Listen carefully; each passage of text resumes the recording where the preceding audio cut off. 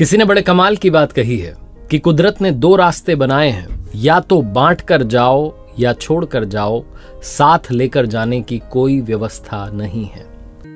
और ऐसी वीडियोस देखने के लिए सब्सक्राइब करें माय एफएम का यूट्यूब चैनल और दबाएं बेल आइकॉन। नमस्ते, मैं हूं आरजे कार्तिक। एक बड़ी छोटी सी कहानी दोस्तों आपको सुनाता हूं, एक भक्त की जिसके अंदर दंभ आ गया था, घमंड आ गया था, अभिमान आ गया था कि मेरे जैसा भक्त नहीं है हनुमान जी का। हर मंगलवार को हनुमान जी के मंदिर में जाता था और 5 किलो लड्डू बांटता था। और वो 5 किलो लड्डू का उसके दिमाग में जो है घमंड आ चुका था कि मैं सबसे बड़ा भक्त हूँ। लोग आते हैं 10 रुपये 20 रुपये प्रसाद चढ़ा के चले जाते हैं, मैं 5 किलो लड्डू आकर के यहाँ पर बांटता हूँ और प्रभु जो है अवश्य प्रसन्न होते होंगे।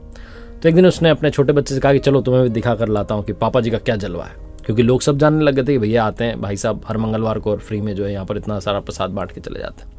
तो लोगों को बड़ा अच्छा लगता था, इनका जो है जलवा बनने लगा था। ये मंदिर में बच्चे को लेकर के गए, बच्चे ने देखा कि सब पापा जी को जय श्री राम कह रहे हैं, नमस्कार कर रहे हैं, अभिवादन कर रहे हैं। तो बच्चे को बड़ा अच्छा लग रहा था और इसको भी अच्छा लग रहा था आदमी को कि देखो भैया मेरे बच्चे पर जो है इंप्रेशन अच्छा जा रहा है। आरती पूजा खत्म हुई तो इन्होंने प्रसाद बांटना शुरू किया, सबने जो है जयकारे लगाए, इनको आकर के नमस्कार किया, धन्यवाद दिया। उसके बाद जब ये मंदिर की सीढ़ियों से उतरे तो मंदिर के जो सामने वाली सड़क थी उस पर एक मेले जैसा जो है माहौल बन जाता था। छोटी छोटी दुकानें लग जाती थी, गुब्बारे वाले आते थे, पानी पताशे वाले आ जाते थे। तो वहीं गुब्बारा वाला था जो गुब्बारे बेच रहा था, उसके पास में बच्चों की बहुत सारी भीड़ थी। और जैसे ही भक्त के बच्चे ने देखा कि गुब्बारे वाला यहाँ पर खड़ा हुआ है तो ये चिल्लाने लगा, मुझे गुब्बारा चाहिए, गुब्बारा चाहिए। अब ये आदमी तो घमंड में था, दिमाग इसका जो था 7वें आसमान पर था। इसने अपने बच्चे को थप्पड़ लगा दी, बोला नहीं कोई गुब्बारा नहीं, गंदी बात।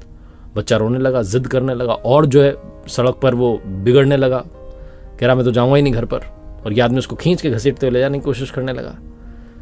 तभी जो था वो गुब्बारे वाला एक गुब्बारा लेकर के, बड़ा प्यारा सा गुब्बारा ला करके बच्चे के हाथ में रख करके जाने लगा। तो इस भक्त ने देखा गुब्बारे वाला आकर के गुब्बारा दे रहा, तो और उस गुब्बारे वाले पर गुस्सा करने लगा कि बदतमीज किस्म के इंसान हो, तुम लोगों ने बच्चों को बिगाड़ा है, तुमने देख लिया कि बच्चा रो रहा है तो तुम आकर के गुब्बारा टिका रहे हो ताकि सामने वाले की जेब से पैसा निकलवा सको। सुनाते चला गया उसे, क्योंकि दिमाग में तो अहम जो था वो भरा हुआ था, सुनाते जा रहा था। उस गुब्बारे वाले ने जो कहा वही इस कहानी का सार है।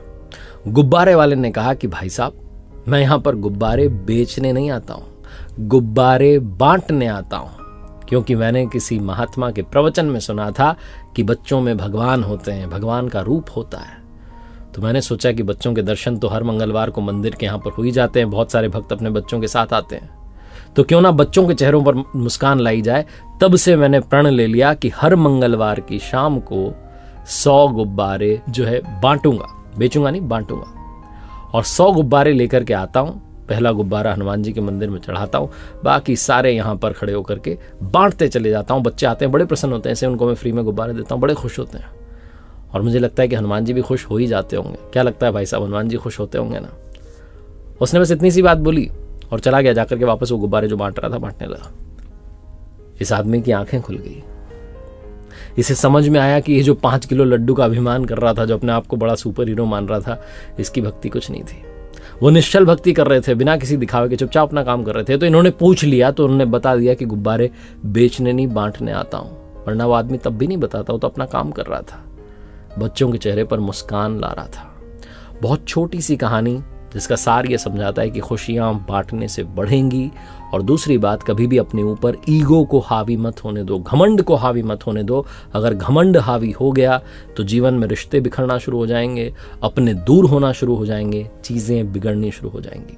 एक बार फिर से वही बात जो अक्सर आपसे कहता हूं, कर दिखाओ कुछ ऐसा कि दुनिया करना चाहे आपके जैसा।